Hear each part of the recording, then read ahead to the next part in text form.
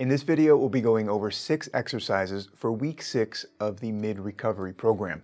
I'll be using a few tools that you may have access to, like a balance pad, of course a chair, a resistance band, and a Bosu ball. If you don't have a Bosu ball, that's quite all right. We'll do a mini lunge without a Bosu ball as well. But the first exercise will be single leg stance on a balance pad.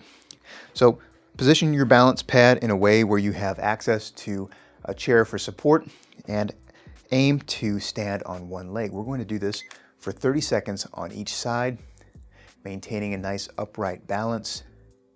We've done this before on a solid surface, the single leg stance exercise, but I'll tell you, this is way harder on a balance pad like this. So have a chair or a countertop for support in front of you. Even use your other foot to act as a little balance guide or an aid as you work through the single leg stance. Let's switch to the other side for another 30 seconds on that side. If you're not able to do 30 seconds right out the gate, that's quite all right. Work up to 10 seconds, then 20 seconds, then 30 seconds if you can. But remember, this is very challenging and you will need a little bit of support for maintaining your balance, but it's a really great way to challenge your balance and your strength on both sides. A few more seconds. All right, great job. We'll set this aside and we're going to work on a mini lunge. You're familiar with the mini lunge, that's the motion here, but I have a Bosu ball, which if you have access to is a great way to work a mini lunge with a little bit of resistance from the ball and works on your balance as well. So if you're ready to go through these mini lunges or half lunges, let's get started. I'm going to alternate left and right. And as I do the lunge on towards the Bosu, my knee wants to wobble left and right. And so I really want to make sure that I'm maintaining an upright posture and my knee is as stable as possible, because when I do a mini lunge like this on the ground, it's quite a bit more stable. But when I do a mini lunge onto the Bosu, it introduces this wobbliness, which makes this even more difficult to do and to control. But we're going to keep working through it. Keep lunging to your Bosu or doing your mini lunges. We got about 10 more seconds.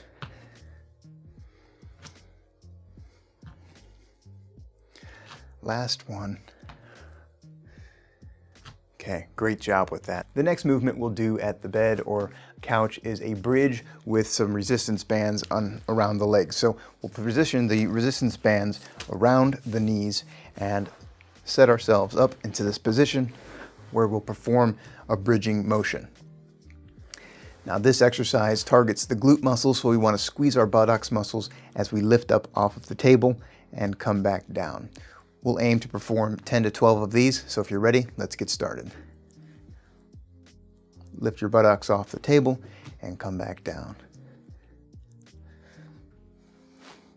Don't hold your breath. Make sure you keep a nice, smooth motion as you work through these exercises slowly.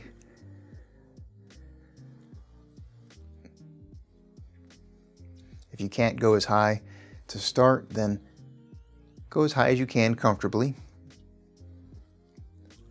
And you may find that you can go a little further with every repetition, or as you continue to do these exercises this week, you may find that it's easier to work through some of these bridges as you continue to practice the exercise.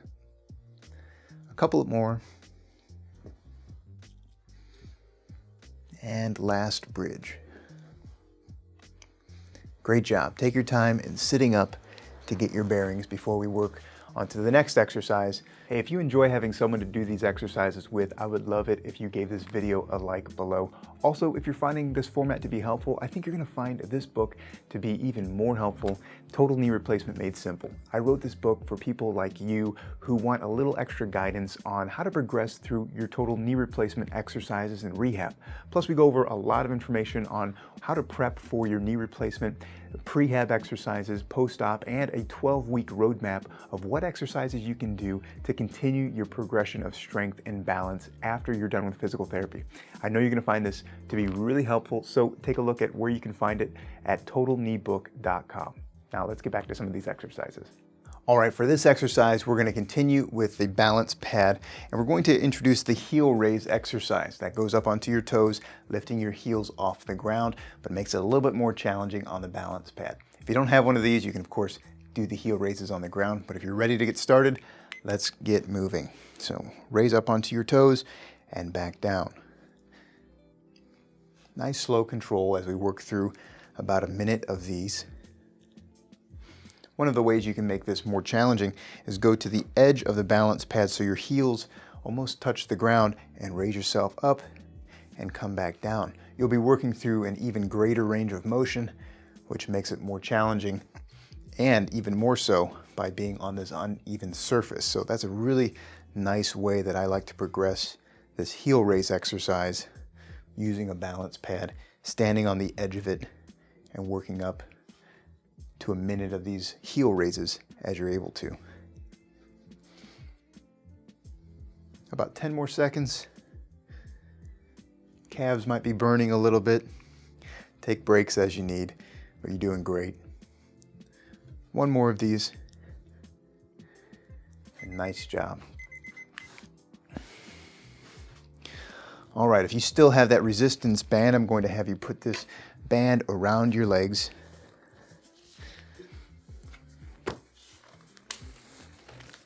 Because we are going to work into a squat to a chair with the band. So position your chair wherever you feel comfortable.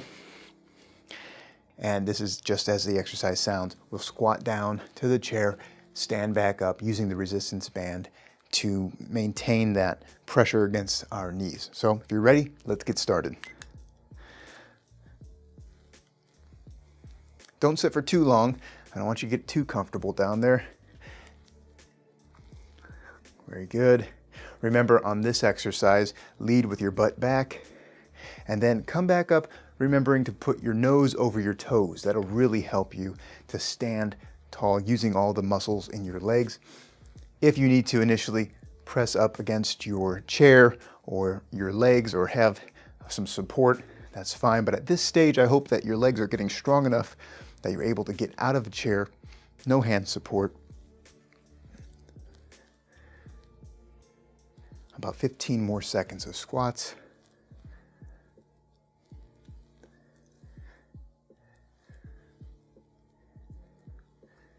A few more here. Last one. Great job. All right, so I'm going to take the band off of here and we are going to work into a stretch. Today we're doing the hip adductor stretch. And so if you have your chair set up, you're familiar with the side lunge to stretch the hip adductor.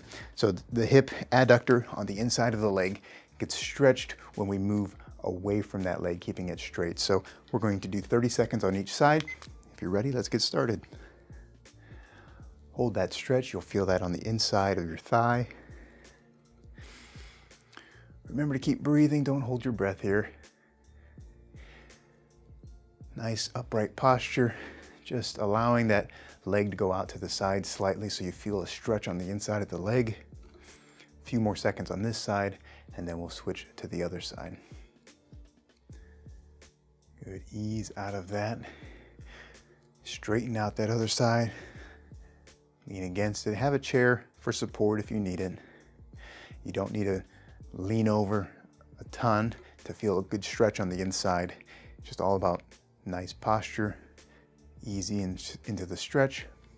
Hold that for about 10 more seconds.